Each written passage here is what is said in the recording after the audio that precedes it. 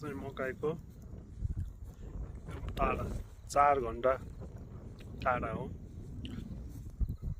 एकदम राम्रो नै वेदर पनि राम्रो छ। बाहिरको मौसम एकदम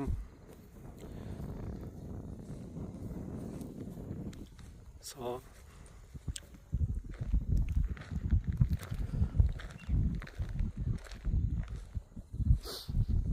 यहाँ चाहिँ नजिकै फार्म रहेको छ। फार्ममा गाई बस्तुहरू चरिरहेको देख्न सकिन्छ।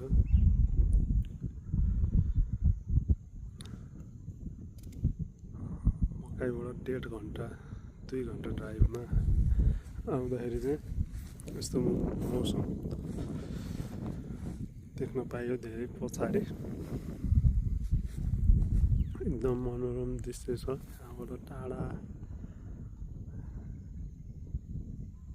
यहाँ एउटा क्याफे रहेको छ। क्याफे चाहिँ बन्द रहेछ, 2 बजे बन्द हुने रहेछ यहाँको टाइम अनुसार।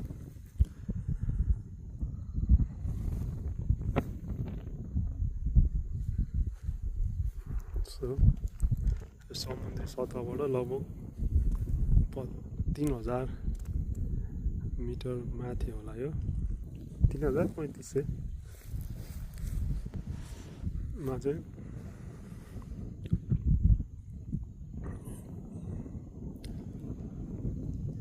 यहाँ देख्न सकिन्छ धेरै माथि